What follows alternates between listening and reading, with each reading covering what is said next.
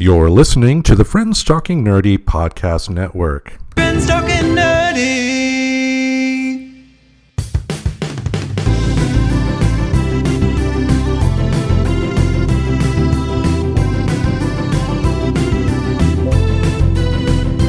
If your friends are nerdy and you are nerdy too, I want to talk to you.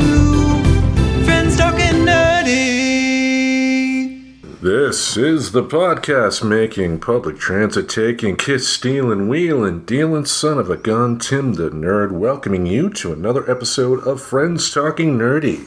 Thank you for starting your week off with us. Sitting next to me, looking like the most delicious pile of cotton candy I have ever seen, we have the greatest legal mind in the Pacific Northwest, Professor Aubrey. Hello! So I should explain that I did color my hair. It is very pastel blue and green. It's mostly white. Like, it basically was dyed platinum, and then I added some blue and green to it, or the guy at the hair place did. And it's really cute and looks like cotton candy. So much so that Mimsy loves to eat it. Yes, Mimsy likes to get on the couch behind me, on the back of the couch, and basically eat my head. Yeah, she'll rub up against it with like the happiest look on her face and then just gnaw away on the hair and look over at me like, no, this is pretty good. Yeah, I don't know why she likes to do that. She doesn't do it to Tim, but he doesn't have hair, so... Up top. Yeah. I can't believe how long I've had it bald. Yeah. For like most of the year. And with the Van Dyke as well. I mean, usually after like a couple of months I get bored and cut it off, but this is the longest I've had facial hair consistently. Yeah, it looks really great. Well, yeah, I don't want to toot my own horn. Toot. That's right. Yeah, I mean, you look even more like Jason Statham now. Oh, hey now. Jason Statham... his brother Larry. Yeah, Larry Statham. Hey, everybody. I mean, that's a movie right there, like a buddy cop movie. Like one is Jason Statham, the other one is Larry. And you play Larry. Hey, everybody. Oh, I gotta get the hot dog on. The hot dog. Something like that. Yeah, I would have an accent like that, of course. But, man, you missed the fun today. What happened? Oh, man, like, Portland, Oregon is a weird place. And you had left earlier to spend some time with family and whatnot. And, like, almost within minutes after you left, I started hearing music playing, like, really loud. It was clear that it was coming from a speaker. But, you know, initially I thought it was, like, the beer garden across the street. They have musicians. I mean, we mentioned this on the show before. You know, not good, but, you know, hey, they're getting paid to play music to people. Good for them. Yeah, exactly. You know, but I didn't see anybody there. And it took me a second to, like, notice what was just to the left of that. Like, right across the street, there was a guy set up with speakers and a microphone playing the guitar. And, like, at top volume, he was playing, like, country songs. Whoa. From, like, a CD, like Garth Brooks, like The Dance. He would play it, but then with his guitar, he would sing along with it. And he sounded horrible. Like, every band will dance, you know, like, yeah, it was just awful. I caught a little bit of video of it and then sent it to you, and I, you know, got to witness the guy. I mean, he looked like if Dwight Yoakam had a younger brother who had Down syndrome and was a drunk, it would be this guy. Wow. You know, just awful. Awful, and I loved it. I laughed my ass off. Did you think to yourself, like, wow, what a guy? I mean, if I had lived closer, like if I lived in the house like he was playing in front of, you know, I might have been a little more annoyed because, you know, I had the ability to, you know, have other things going. But, like, part of it was, you know, props to him for, you know, playing music out in public. And I got no problem with buskers, and I got no problem with a busker that may have like an audio, like a CD or something like that with karaoke music on it that they sing over. You know, it's like a garnishment on a dish that you buy or something like that. But, you know, if you're just playing the original songs, and then singing over them really badly. Like, Do you remember back when we were kids, when you could go to the mall and there'd be a place where you could use a recording studio to record yourself singing? last I checked, there is one at the Vancouver Mall, but I don't remember them as a kid. What I do remember, and you know, the Simpsons even had an episode about it, are those little microphones that can like parallel with like AM radio. Oh, right, the magic mic. Yeah, I do remember those. You know, pretending, hey everybody, this is Tim Radio. Hey. Right.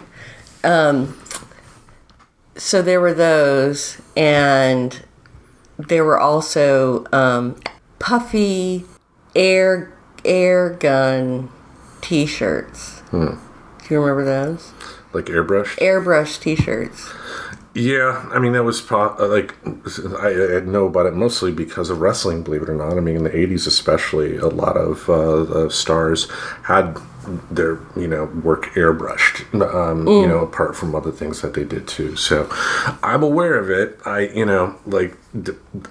It's one of those deals that it really has to speak to you. It's like, I'm not going to say all airbrushing is bad, because I'm sure I could come across something that I thought was cool and, I would wear it. But when it's not good, it's bad.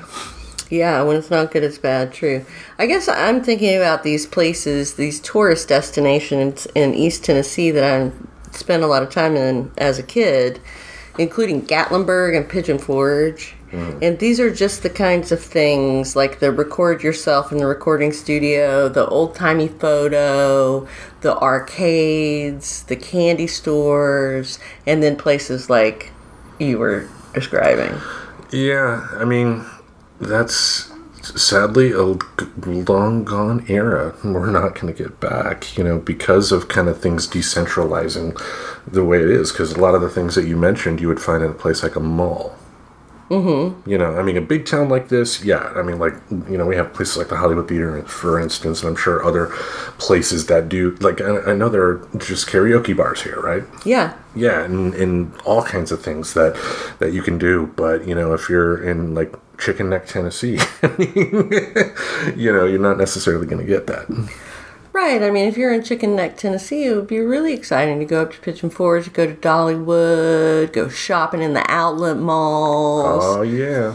Go to dinner theater, we had the Rampage. It's owned now by Dolly Parton, and I think it's called the Dollywood Chuck Wagon or something. But it's like a big horse arena, and it's like medieval times, but it's country cowboy times. Gotcha.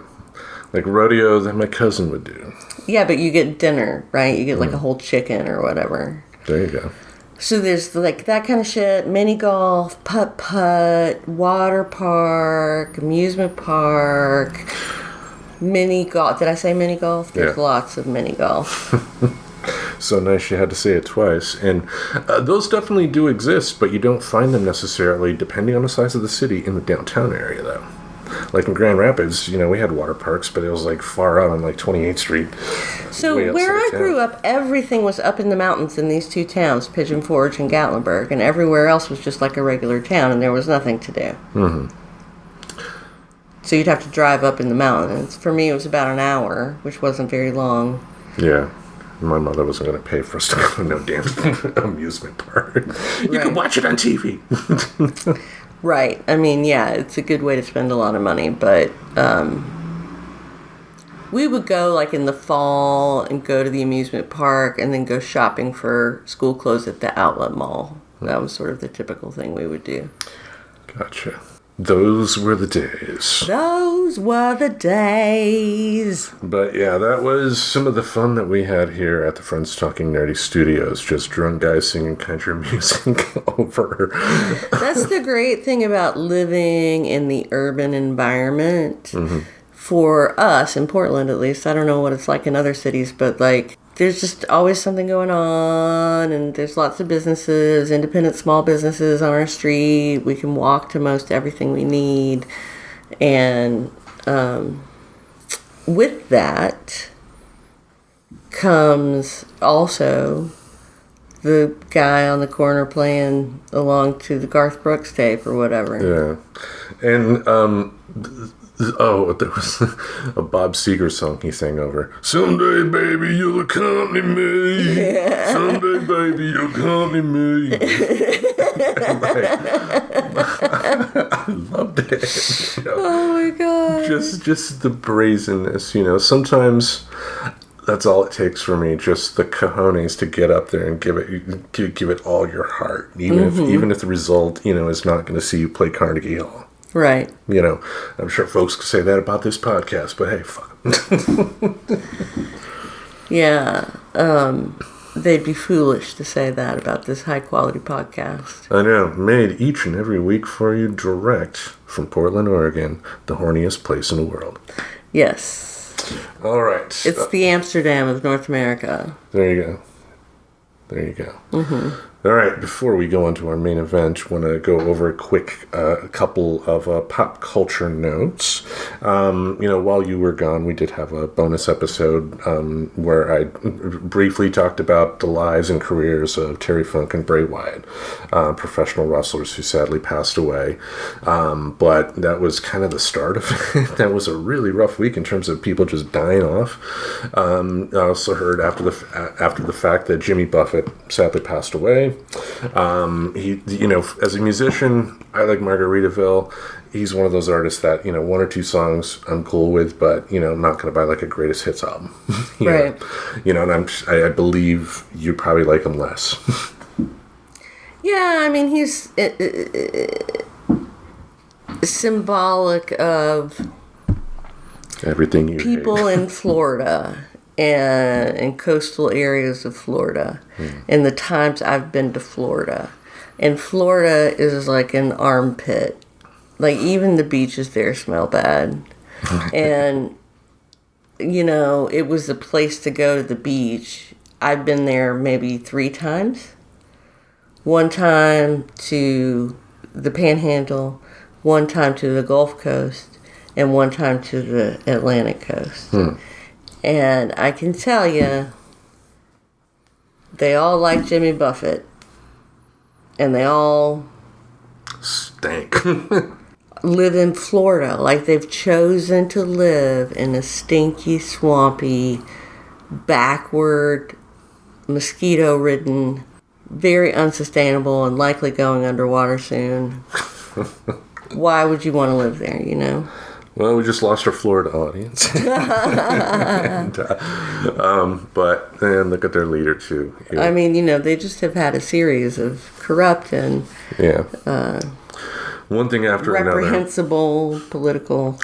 So our Jimmy Buffett tribute, no kidding. Yeah, we will not be doing a Jimmy Buffett tribute, but, you know, he lived a long life, had a long career. I mean, kudos to him, right? Sure. Yep. Yeah, good for him. Yep. We also lost one Arlene Sorkin. Do you know who that is? No. She's an actress, and one thing that she ended up doing was thanks to this the soap opera Days of Our Lives. She played a character in a dream sequence in Days of Our Lives where she was a court jester and jumping around and laughing and whatnot. And a friend of hers from college by the name of Paul Dini said, "Hey, I'm writing this TV show and I'm trying to get some inspiration. Is there anything you can do to help me? Like any tapes of your performances and whatnot?" She sent him that tape. He saw it and thought, "Wow, that's a great idea for a character." And Harley Quinn was born. You know, any guy that has J in his name, whether it's first name or last name, loved Harley Quinn. You know, because like any guy will probably melt if you have the love of his life, going, "Oh, Mr. J." Yeah, and your last name starts with J. Yeah. Is that why you like Harley Quinn so much? Well, that's certainly one reason. It's not. I mean, to make it seem like that would be the only reason. I'm not that shallow of a human being. I mean, I love the character. I mean, she's a great, troubled, weird, bizarre character. You know, I mean, started out as an abused woman, not realizing she was in an abusive relationship. But then, as time went on, and you know, she transferred actually to the comics because originally she wasn't from the comics. She was originally part of Batman the Animated Series. Really? Yeah, and then transferred over. But that's when they started exploring the fact that, Harley kind of wakes up to her relationship, breaks up with the Joker, and, ends up becoming friends with Poison Ivy, and I believe they get into a relationship at some point. Ooh. So it's complex in a lot of ways. I mean, it's in terms of female characters, her and Kamala Khan, I would say, are two of the most original female characters over the past 20, 30 years in comics. That's not really surprising. I've been noticing more and more misogyny lately. So, I mean, this is just relevant to what you were just talking about. Yeah. I think there is, having just seen the Barbie movie, I can say there's some great women making film and other types of entertainment for sure, but there's this conservative backlash that applies to everything in society, including music and entertainment. So it's not been a time when men have thought that anyone would be interested in stories about women. Yeah. I mean, the statistics were always there that women from comics' birth till today had just as much interest in comic books as men. It's just the guys running those companies didn't listen to that. Right. I mean, occasionally you would have some romance comics, like in the 50s, Marvel had romance comics written by people like Stan Lee, Chuck, true believers, I mean, yeah. Yeah. Yeah, but I think there have definitely been some major, there have been some major advancements that have kind of opened people's eyes. Now, the big two, Marvel and DC, have a lot to learn still. Mm-hmm. They do. But there's also indie comics out there. As far as indie comics, it's a different story altogether. Like, there's one superhero series, I believe it's called Faith, from Jody Houser. And the woman in question, Faith, is a superhero, and she is also an overweight character. And still kicks ass and, is the hero of the story and whatnot. And you see that a lot in, in independent comics. You get just a lot of diversity that's you're not going to see with the big two. Right. Absolutely. Mm-hmm. There's a great store here in Portland. Books with Pictures. Books with Pictures, which is a comic book store here in Portland. We have a number of comic book stores in Portland, unlike many cities, including this great one called Books with Pictures. And you can find a comic about just like anything in there, like whatever your interest. Like I got a book about evil cats there. I also got the comic that we read. Mm-hmm. I got there. It's a cool place to go, for sure. Indeed. Portland is essentially it's the home of the third and fourth biggest comic book companies in the world. Oh, wow. Yeah, so... Dark Horse and Image Comics, people behind The Walking Dead, among others. Wow. So... yeah, definitely a big town for that. But, back to Arlene,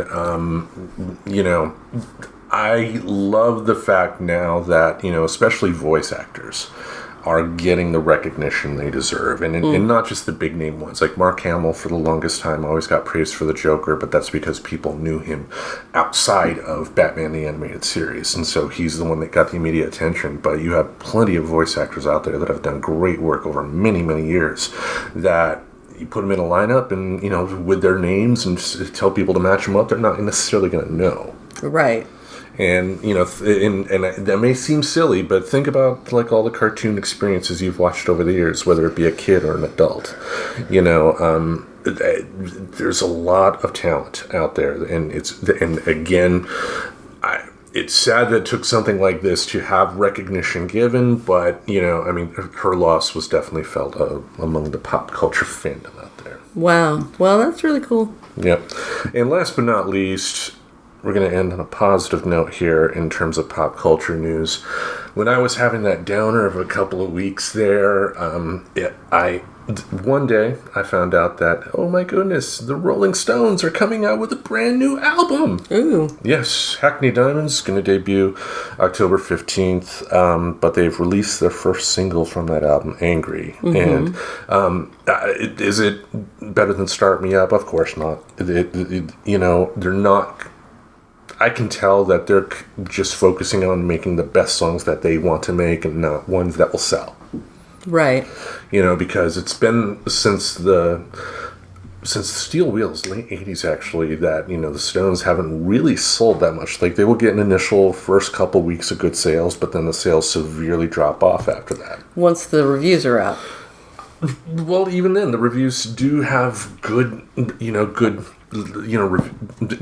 things to say about them, but basically what it says to me is that only Rolling Stones fans are buying those albums, and then once that is done, then it's not interesting new people. Right. But I really enjoyed the song, and I showed you the video. I don't know if you paid attention to the song or anything like that. Of course I did. Yeah, but it was a damn solid song for guys in their 80s. That's the thing. It's definitely a solid song for guys in their 80s, for sure. Mick still has the chops, and, Keith still has the riffs, and that other guy still does what he does. Ronnie Wood. Ronnie Wood plays the bass. No, he's... rhythm guitar? Rhythm/lead. Him and Keith trade off depending on the song. Oh, right, and they look very similar, like brothers. Yep. They all kind of look like brothers. Who knows what happened in London? No. and anyway, I watched the video, and this is my problem with it. It was incredibly exploitative of a young dancer who was an excellent dancer. And I don't care. Like, that's a huge part of pop culture, and when I see it in hip hop or I see it in indie whatever, like things that I'm actually in touch with, it doesn't bother me. But when 80-year-old guys are having women the age of their great-granddaughters get into next to nothing and ride on a car that's riding down Sunset Strip, Yeah. I get that, and I will be the first to admit that, that video was shot through the male gaze. We've talked about male gaze before. It's, when women are shot in such a way that only exemplifies their sexualness, and not the fact that they are human. Women can be sexual, of course, thank goodness, but that's not the only thing about them. It also is made for, what it means really is that entertainment is made from the perspective of what the producers think men want to see. And only men. Same thing. It's kind of the same thing we brought up with comics. I think the comic book companies and music companies have left a lot of money on the table when it comes to finding a female audience that will get behind, female singers, dancers, whatever, Yeah, absolutely. And also, it's just like really disrespectful to only recognize one dimension of a whole, half the population. Now, I will ask, like, if you were, like, the director of a video like that basically comes in with the whole concept of what they want. What would you have done? I'd do more of an On Golden Pond kind of thing. Like, maybe they're all at the coast in a really nice, but like a moody, rainy coast. And you see them flashing back to things that happened in their lives using old footage. And like things that pissed them off. And so they can sing about how angry they are. And then they start doing meditation and other, new age stuff. And they get calm by letting their anger out. And then they hug and go to bed by 8 o'clock. Yeah, they drink some warm milk. Yeah, that's rock and roll, baby. Rock in your 80s. I'm just saying, it could have been a different story. And I'm partial to the Stones, so, that's part of why I'm a little resistant in terms of, agreeing 100%, I guess. Well, do you think that their, exploitation of female bodies is one of the things that attracts you to them as a band? Or did initially? No. Not at all? No. Did you ever look at their videos? Yeah, it really wasn't until the 90s with Voodoo Lounge that, they had videos out with, like, models and whatnot. Right. And that was around the time where I ended up not having a TV for a couple of years, too. Oh, interesting. Yeah. Yeah, well, what else can you say? I guess. I hope the album's good. I mean, if you think about it, this is probably going to be their last album. You would think. Yeah, because with the average age that people live to, they're at that average right now. So what I just say is just like, enjoy it. If you're a longtime fan, don't compare it to other albums. Just enjoy the fact that they're still making new stuff and put it on, dance, have some fun. Paul McCartney and Ringo Starr are going to play on the album. Oh, nice. Yep. They're kind of doing a lot of stuff now, Paul McCartney and Ringo Starr, because they also did the Let It Be with Dolly Parton. Mm-hmm. Yeah, that album is coming out soon as well. So Dolly wanted to. I love that she did that. That, like, the whole idea of, if they're going to induct me into the Rock and Roll Hall of Fame, I'm going to make a rock album. Yeah. She didn't have to do that. Right. But think about it, though. This album's probably going to go to number one. Yeah. Yeah, I'm really excited to hear it. I assume that she's got a lot of really cool duets.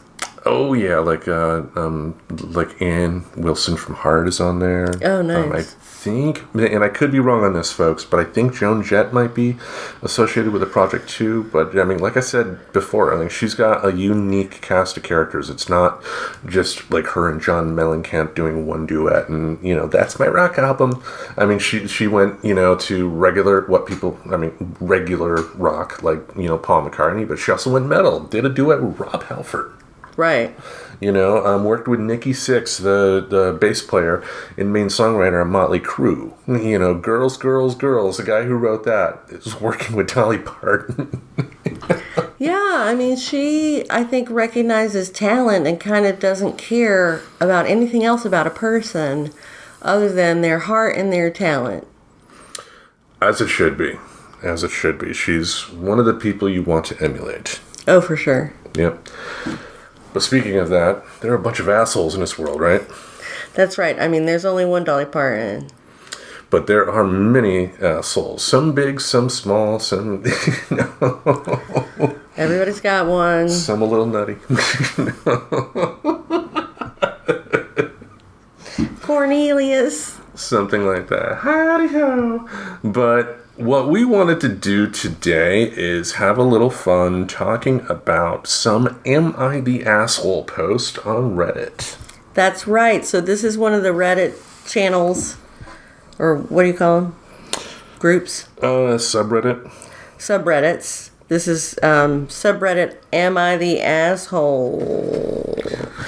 And so what I've done is I've taken the whole feed and I've gone to the feed options and I've asked it to show me the top entries for the past year.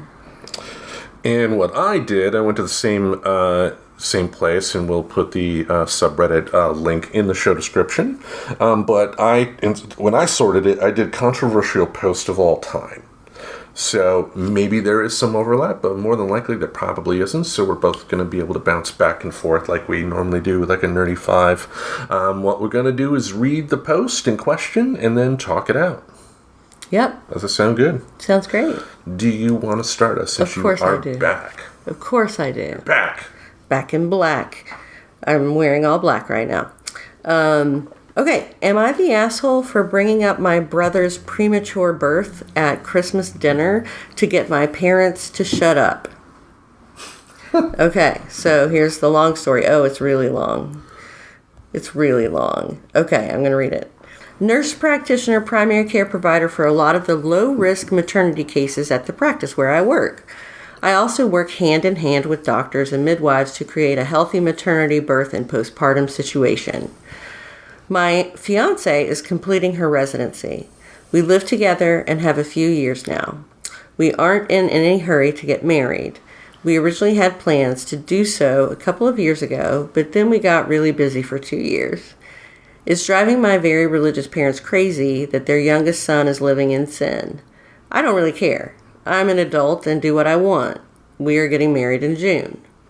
So we are visiting my parents for Christmas. The way it came together this year, everyone is at my parents' house. So that's my folks, my 3 siblings, myself, and fiance, and 7 grandchildren. So 17 people.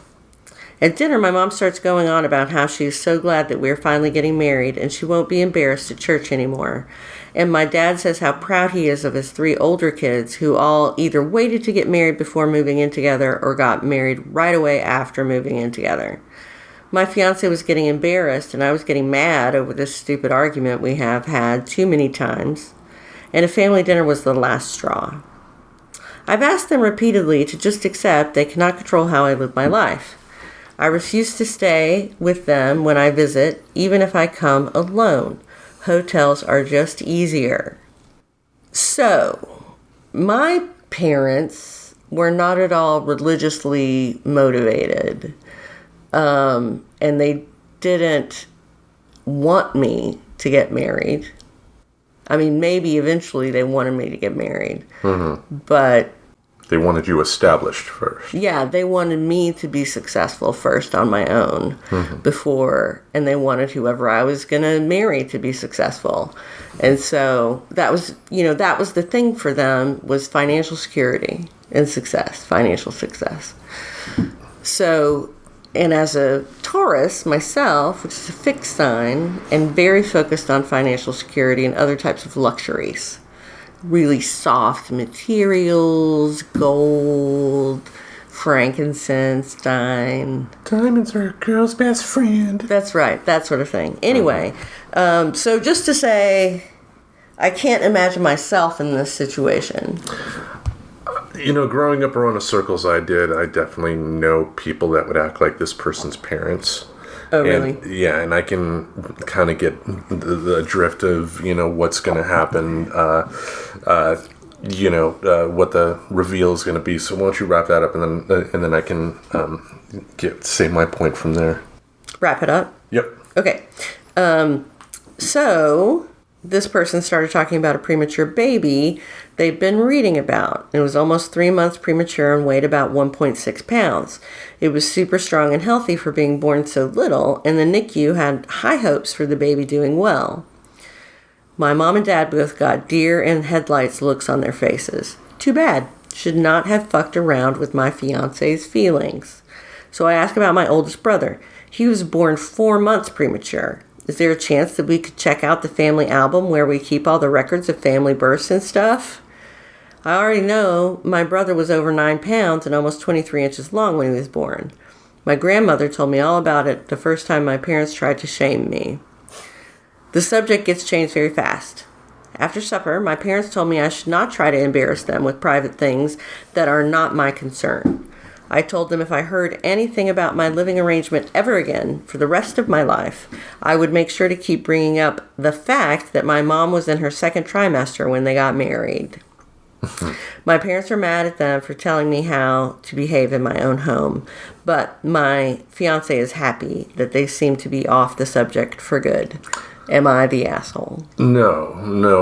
I mean, like I said, I've met people like this person's parents here, and it's very telling that once they have a taste of their own medicine, getting up into people's business and having their personal life, examined. What's the first thing they say? Don't get in my business. Yet it's okay for them to do that because of this whole societal thing of, you can't live together before marriage. That's so Or bad. this whole societal thing about your family has anything to do with your choices. This idea that you're shaming the family because of what you're choosing to do reflects this attitude of, guilt by association. And conformity, too. They want you to follow the herd. I mean, there's a reason I don't talk to my family is that, they do have the tendency to be people like this. Mm-hmm. And No. Because the person in the article, in what they wrote there, said it best. I'm an adult. Kids have to listen to what their parents say. If you're in school and you're 18 or under and you're not paying the bills, you got to listen to what they say. But once I'm starting to pay the bills and living on my own or wherever or with roommates or whatever, then I'm the one making the choices for my life. Now, there's a difference between what these parents did and a parent stating, hey, in my experience, when I experienced something similar, I did X, Y, and Z and it worked out or it didn't. So that's why I'm telling you. That's advice. That's what parents are supposed to do. Right. But this whole idea of shame. I think it was hard for people of my parents' generation to have experiences to share because they all got married so young and didn't get divorced so much. So they didn't know, like, oh yeah, that sounds like an asshole. You ought to not go out with him anymore. Because in their experience, it was like once you started dating someone, you married them. Yeah, I think still is among young people that urge of, like if you're with someone, even though it's just the NRE chemicals going nuts in your brain, it's just like, I need to be with them forever. And it's just like, no, you don't. Take a deep breath, and if it happens, great, everybody wins. But, those rush of feelings that you're experiencing is not love, it's chemicals. Yeah. But that's what I'm saying, but my parents wouldn't know about that. Because they had NRE with each other and nobody else. Yeah. Presumably. I don't really know.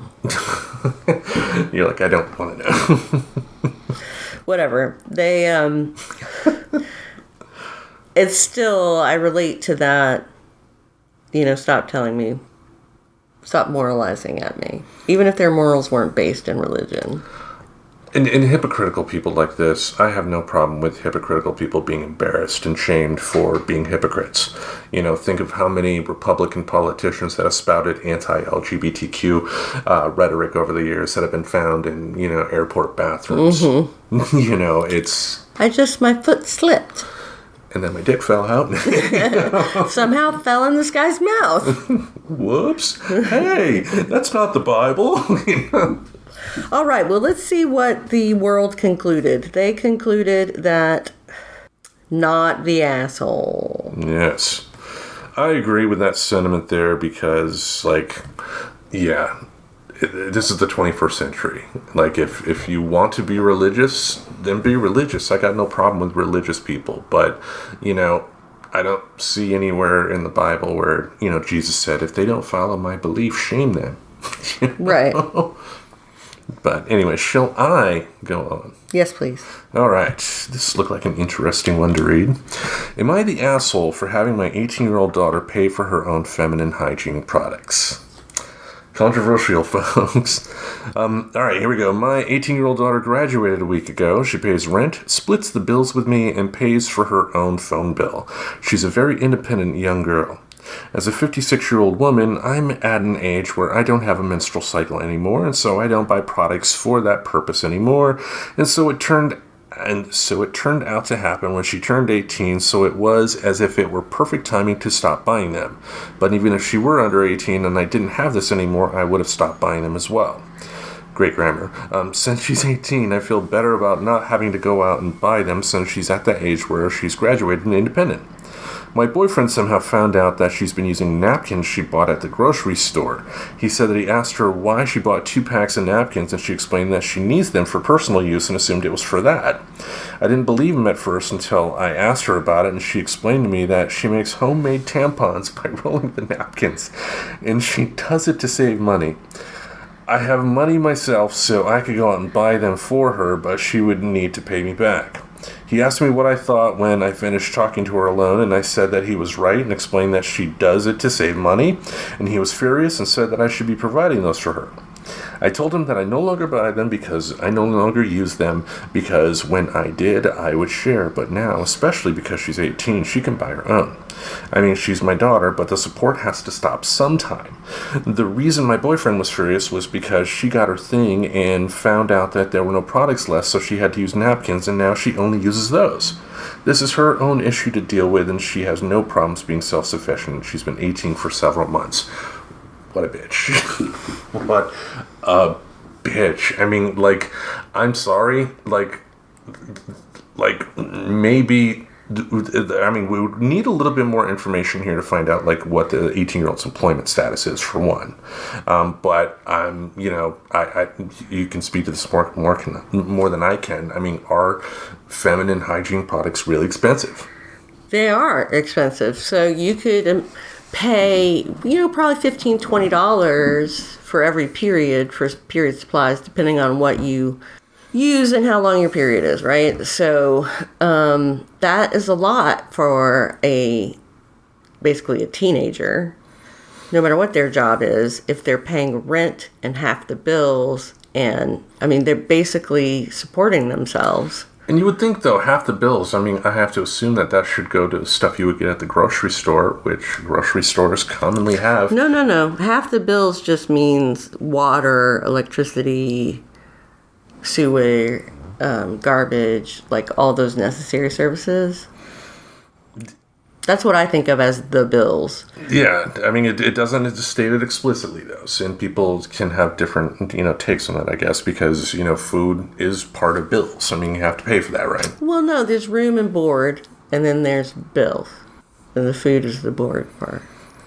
Well, I mean, anyway, that's what you do when you argue with a lawyer, folks. Well, you know, I'm just saying, even if she wasn't providing it as part of the bills, as like a household expense that they're splitting, she should buy them anyway, because she should be concerned about her daughter's health. And it's not healthy to roll up a napkin of bleached paper made from who knows what, not designed to put up your vagina. Yeah. And putting it up her vagina. Like, how does she do it? Get it up there? How does she get it out? Like, it's not designed for that. Yeah, people have been using leaves and soft pieces of leather and napkins and rags. And, you know, obviously there are a million ways to deal with this problem. It's a logistical problem. I guess I just see it like this, though. Like, you know, that would be like her also stating to her daughter, you know, like, you can't use the toilet paper I bought. You have to have your own toilet paper. And stuff like that is commonly, you know, bought and shared among people. And, like, yeah, I get that they're expensive. But, you know, if you're all living together, you would think that the feminine hygiene products would fall under the category that, like, something like a toilet paper would, an absolute necessity. Right. Well, okay. When I've had roommates before, we have, like, paper towels, toilet paper, not groceries, though. I've never shared grocery money as, like, with a roommate. It's always just been bills, phone, rent, that's kind of it. So, but I was going to say, go back to that one. Oh, I was going to say that not only is it a health issue, it's also a, what the fuck is this woman doing making her 18-year-old child pay for a place to live? I find that really reprehensible, because a 18-year-old's brain is still developing. An 18-year-old has a high school diploma, maybe, and is going to be able to get maybe a minimum wage, retail, or service job with no benefits. I can tell you from my experience, my mother kind of pulled that trick with me, and it didn't help, you know. Ideally, as a parent, I think, you know, it is not unreasonable for a parent to, at a certain point, once the kid does reach 18, to start having them contribute more than they have. Or, what my parents did was to have other expectations. So, if you were in school and you had better than a C average, they would pay your rent. If you stopped going to school, they would no longer pay your rent. Thank you, Colonel. If you stopped getting good grades, they would stop paying your rent. And so there's a different kind of motivation to that, I think, than to just saying, okay, now you owe me rent for the things that I've been providing you for all your life. Yeah, and honestly, what I was going to say is that I think it's something that should be like gradually implemented over time. It's not, the moment they turn 18, you suddenly start expecting them to act like a person who's about to be 47. But teach them. They have to realize that, stuff like room and board does cost money, and I don't think it's unreasonable. Or figure out how to teach them, or give them the tools to teach themselves. And I think, going to college is a coming of age process. You don't have to go to college to come of age, but because it's at such an age, you're just out of high school, you're a young adult, you have no clue what you're doing. And so having your parents say, if you do well in school, I'll pay your rent, it does tie it to something that it will be tied to in the future, which is your performance at work. Yeah. At the end of the day, though, as the other commenters on this particular post agree, she's the asshole. This is not how you parent. It isn't. And, to your point, like napkins aren't toilet paper. Toilet paper is meant to be, dissolvable, I guess. But, if you're shoving it up in there, I can imagine, like, little microscopic bits, could possibly stay behind. And that can cause irritation, maybe even an infection, too. I mean, what if she's using napkins that have, like, designs on them, like some napkins do, and the inks, for whatever reason, seep off in there. I mean, and I'm just speculating. It was not said what type of napkins were used, of course, but that's something to think about. Absolutely. I mean, that was my concern, too, the use of dioxin in the making of that paper, etc. There's also this disease called TSS, toxic shock syndrome, which is caused by absorbent materials being in the vagina for too long. And so one of the things I would do when I was very poor was use the product for longer than you're supposed to use the product for. And I also think that's bad. And I think that probably this napkin situation would probably be similar. Put tampons in the washer and hang them up on a clothesline. No. I mean, I used to use a sea sponge, which was the cheapest and easiest thing to use for my period ever. And you would just take it out and wash it in the sink and squeeze it out and put it back up there. And it absorbed so much. And you only had to buy it once, and it was like $5. And it was like a real sea sponge from the ocean. Okay. All right. How about we move on to the next one? So definitely an asshole, I agree. Definitely an asshole. And, like, I don't have a problem with, teaching some, skills that they're going to have to learn once they grow up. But, leaving your kid to put napkins there, wrong. Yep. It's wrong. It's wrong, I say. Okay. Am I the asshole for dropping our dinner on the ground and walking out when my boyfriend asked me, "What's for dinner tonight, bitch?" Oh, my God. I was over at my boyfriend's apartment this weekend, and I was cooking dinner because he was studying for exams. I made pasta and a chunky sauce with meatballs and veggies. I told him dinner was ready, and he goes, "What's for dinner tonight, bitch?" with like a lot of emphasis on the last word. I was fed up. I'd had a pretty rough day with work, and I have some awfully bad associations with that word being used by other people in my life who were pretty abusive. So I was so irritated that I dropped the pot of pasta sauce I'd been carrying right on the ground and was like, "Well, nothing's for dinner tonight now, and I better not hear you using that word again. It's for the girls." He was freaking out about how sauce had landed on his rug, and he even said, "You're seriously acting like a bitch right now. I don't know what else to call it." I just walked out and got takeout for myself and went to my friend's house. She thought it was funny, but my boyfriend was furious. He kept texting and calling and sending me voice memos trying to explain that saying, "What's for dinner tonight, bitch," was a TikTok trend, and that he was just quoting something as a joke to put on TikTok. I thought that was the shittiest excuse ever. It doesn't matter if he saw it as a joke or stole the joke. It was still disrespectful. But it didn't change the fact he thought that shit was funny to demean me when I was trying to do him a favor. Like hell, I came over when he was studying to make a home-cooked dinner, and he decides it's time for jokes? So I put my phone on Don't Disturb for the night and split a bottle of wine with my friend and her roommate. Okay, so this behavior by the boyfriend is terrible. Definitely terrible, but I see a situation here to where two people are not really communicating that well. Because I do, have I been guilty of being in that guy's shoes before? Yes, I have. You know, in terms of making a joke when the other person doesn't want to hear a joke and you don't realize that.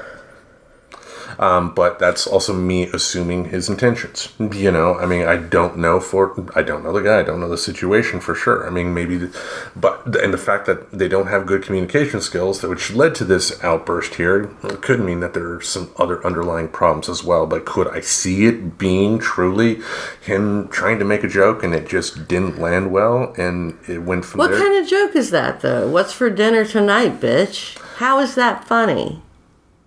Again, I mean, context is king. I don't know this TikTok trend that he referred to, for instance. You know, it's like back in the day when, you know, people did the whole "I'm Rick James, bitch" type of deal. I mean, you know, I without seeing the video in question, without knowing the full situation in question, you know, I'm simply speculating. The next morning, he was sending me angry texts demanding that I clean his rug because he was too busy with exams to do it. I was shocked he left it overnight. That's disgusting. I texted him back saying, "Yeah, so that's the bitch tax, honey. Leave me alone till you're ready to handle your own cooking and cleaning because this bitch isn't anymore. Also, it's vile that you left that soaking in it all night." He called me and told me that he was okay with doing his own household work, but I did throw a full pot of sauce at the ground, so that's on me to clean up. I told him, yeah, no, I'm not comfortable doing chores for you if you see me like your bitch. He told me he didn't and was just a trend, and I got pissed off he was playing that TikTok trend BS excuse again, and I told him, well, I'm starting a trend called saucing, where as a little joke, people throw pasta sauce around. You can't be mad because it's just a little trend and a little jokey joke, just a little prank, bro. He got really pissed off and hung up on me, and now I'm seriously wondering if this dumb fucking TikTok joke is going to be the end of things between us. Am I the asshole for how I reacted when my boyfriend asked me what's for dinner tonight, bitch? Well, I'll put it like this. Like, the initial action, I would say, that she did, maybe she didn't need to throw the stuff on the ground. But from what it sounds like this guy did, you know, from everything you read, he's got some issues, you know, and like leaving a pot of sauce out there and expecting somebody to come over and clean it up. I mean, that's fucking ridiculous. Clean it up, you know, and she's not the asshole here. Like, did she have to throw the sauce? No. But that doesn't mean she's the wrong person in this situation. You know what I mean? Right, I mean, an eye for an eye makes everyone blind, but I don't think that's what it was. I don't think that she even intentionally dropped it. I felt like she was so surprised that he would say something like that to her that she dropped it in shock. And to me, that's on him. Well, it sounded like she was mad that he said it, and like rightfully so. I mean, because like hearing something like that without understanding the context, you know, because if it was based on a TikTok trend, at the very least, he should have said, "Oh my God, I'm so sorry. Here, I'll show you this. It's a trend on TikTok. I was trying to do that. I shouldn't have said it. I apologize." What's wrong with saying that? He didn't. You know, just stating it was something on TikTok doesn't make it right. Right. You know, but from what it sounded like, though, it sounded like, you know, she was just pissed. And when she heard that, she was like, fuck it. And that the throwing of the sauce was intentional. That's how I perceived it. So everybody agrees that she was not the asshole. Mm-hmm. Exactly. And then somebody says, I Googled the trend, and it's all about seeing how women react to knowingly offensive comments. And that's not funny. And usually, they are offended. These jokes aren't funny. Well, you reacted, he got his wish, effed around and found out he needs to grow up. Very good sentiments. And if anything, I mean, I if I were in her shoes, or if I had to give her any advice, I would say, see this for the red flag that it is. Yep. You know, because Get the F out. I like, again, I could, you know, I'm a guy myself, so I can see another guy putting his foot in his mouth verbally. It happens, you know, but again, what he should have done was, oh my God, I'm sorry, it was a TikTok thing. But then again, he would have to show her that, Here's you know? my problem with what you're saying. Yeah. Is you said it's a thing with guys. You know, guys do this. It's a very sort of boys will be boys attitude. Or like there's some, like women can control themselves, but men can't. Like women can tell whether a joke is a good joke or a bad joke, but men can't. Like isn't that just a huge out for them? No, because I'm not saying he shouldn't have consequences for his actions. No, but you're saying his actions are unavoidable because he's a man. I didn't say unavoidable. That word did not come out of my mouth. No, what you said, what'd you say? Said that's just what guys do. Guys tend to, you know, How are you not saying boys will be boys when you say that's just what guys do? If you say that's just what guys do, isn't that saying that it's unavoidable that guys will do that? But again, we're talking about words. We're talking about, and I'm sorry, like women can put their foot in their mouth too, right? You were the one drawing the distinction. What I'm saying is that there is no distinction. And since you're apparently conceding that most women are more tactful than most men, then I think that is something to be said I mean, this is where we will come together. I think that is something to be said about the boys will be boys situation, because men aren't expected to make amends for doing something stupid. Something like that. They're not taught to make amends. Like I tried to teach my kids, you know, hey, if you do something stupid, just admit to it. Just, I'm sorry, blah, blah, blah, and go from there. And, you know, if it is truly felt in your heart, the other person will see that based on your words and actions.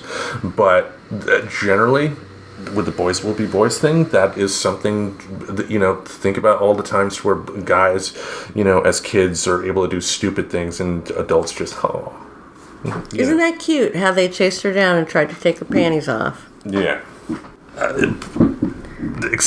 People in this country need to learn the responsibility of their actions, and that includes feeling the responsibilities of their actions when it comes to stuff they say verbally.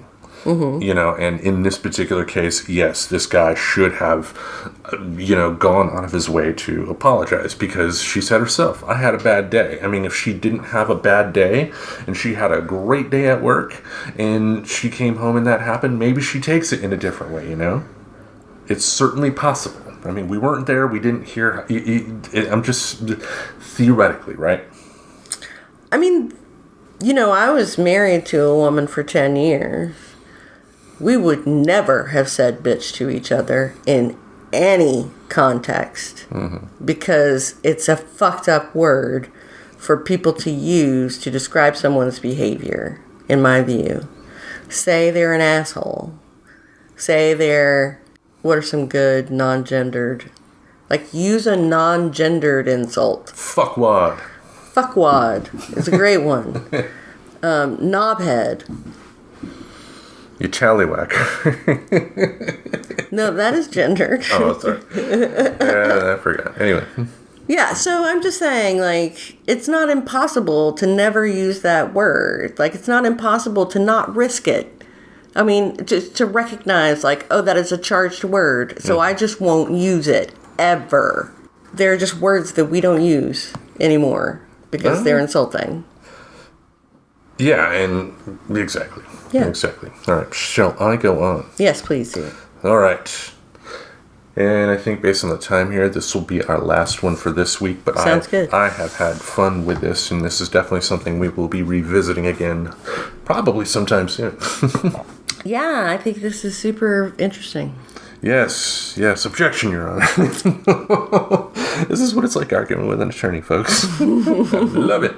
Anyway, am I the asshole for throwing away my son's coin collection because he refused to clean his room? This happened around 3 months ago. English is not my first language, so be prepared. I'm reading what they wrote. That's why I said that. The house was looking rather messy, so I decided that my entire family would all do a big deep clean of the house. Everyone seemed to agree except for my 14-year-old son. Big surprise. Yeah, imagine that. He said that he'd clean next week, but that he had to work on something now. I told him that he had to clean because his room was really messy. There were clothes everywhere, his desk looked like a war zone, his bed wasn't made, etc., but he still refused. I told him that if he didn't clean his room, I would throw away his coin collection.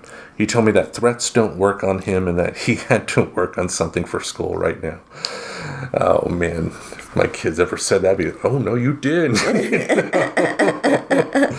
Anyway, well, it wasn't a threat. It was a promise. The next day, I threw away his entire collection in the trash can. He came downstairs a few hours later to ask where it was, and he freaked the hell out when I told him that I had thrown it away. He said that I owed him thousands of dollars worth of coins and that I was the worst dad ever. How could I do this over some fucking cleaning? But then everything went downhill in the past few months. He's refused to eat, he barely sleeps, he skips school and his grades have gone down. My wife says that what I did was completely out of line and that we owe him those few $1,000s worth of coins. She also told me to mention that those coins were of sentimental value to him because a large chunk of them were from his grandpa who had inherited it from his dad, who had inherited it from his dad. I'm lost for what to do at this point. My wife is furious at me. My entire family thinks it was a large overstepping. I think it was justified, to be honest. No, it wasn't. No, it wasn't. Like, could I see, and have I done this as a parent, of taking an important item from a kid that is in your care and stating, because you did X, Y, and Z, this will be in my possession for 1 week, 2 weeks? Damn right I've done that. But throwing it away, especially with coins, like, think how ignorant, like, you can't tell me that this guy was ignorant to the fact that these coins were valuable. Had some value to them. I mean, like, yeah, this... It'd be like taking a kid's phone and throwing it in the trash instead of taking their phone and saying, you can't have this for a week. Putting it in a lockbox or something like that, yeah. And then they can work towards it. Now, I also think, too, the overreach that I see is, for me, my ex-wife was different, the beautiful woman that she is. Anyway, I never had an issue with my kid's room, the condition of it, whether it was clean or messy. You know, if I told them to clean it, it was probably just to get them out of my hair for a while. But to me, that is their domain. Mm-hmm. You know, and if they want to, because some people will just will have a lot of clutter. Some people will. And does that make it right? No, but I think they should have their own sanctuary to be able to do what they want. I see a big problem with that, too, in terms of going in there and yelling at them, because, like, maybe it could have just easily have been a situation to where maybe it wasn't clean to the parent's specification, and we're not even finding out what this important thing is. Now, if the kid said, I can't clean right now because I'm playing Call of Duty with some friends, maybe the parent's justified for being a little pissed.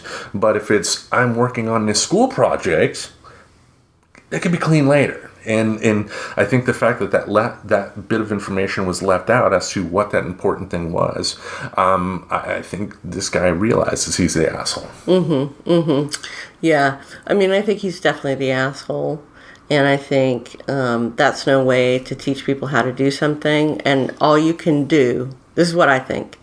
You can teach your kids things. Mm-hmm. You can teach them how to make their bed. You can teach them how to fold their clothes. You can teach them how to put things away. But they get to learn it at their speed. And some people are not going to learn that stuff until they're adults. And maybe not until they're 40 or 50. Will they learn that they feel better when their house is clean. And they need to do a little bit of work on their house every day to keep it clean.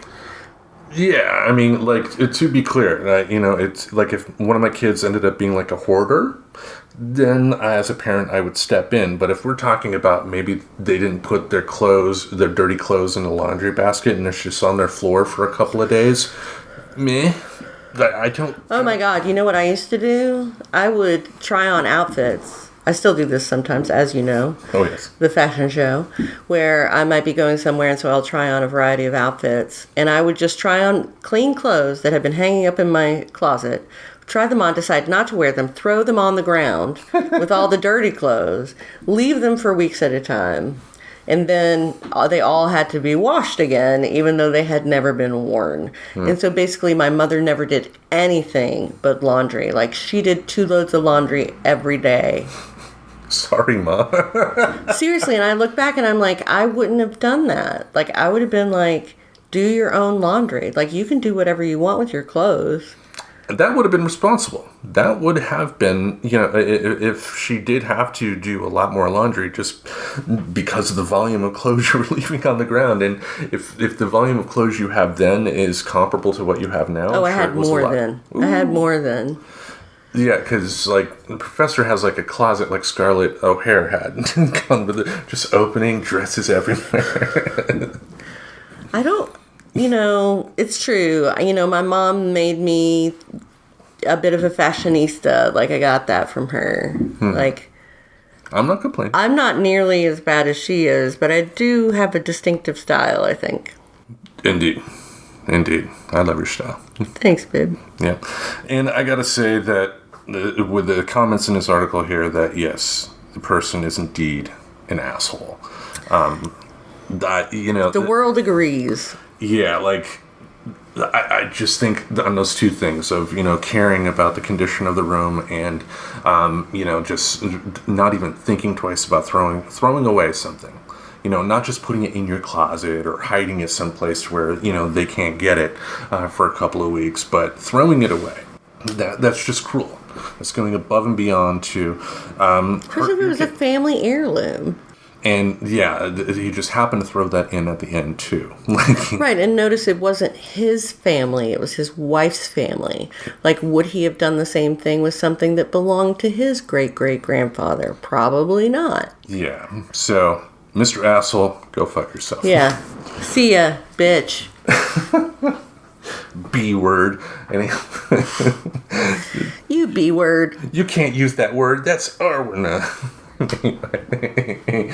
I think we'll wrap it up here unless you have any other comments you want to make to our lovely audience. No, but, take heed and don't be the asshole. That's the lesson here.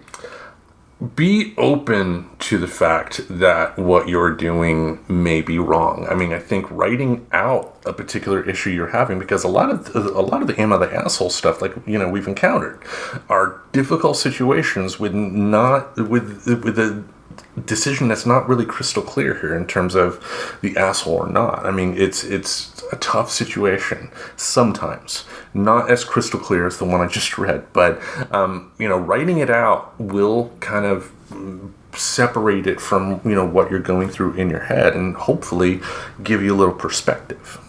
Yeah. Indeed. Yeah, so good job, brave people who ask if they're the asshole. Indeed. Except for that guy. Screw him, man. Alright, I think we will wrap it up. Thank you all for listening. Each Monday we'll have something in this podcast space to entertain your ear holes. Until we meet again, we bid you adieu. And farewell. Asshole. Subscribe to Friends Talking Nerdy on iTunes, the Google Play Music Store, as well as Spotify. Remember to support Friends Talking Nerdy on Patreon. Goodbye, darling.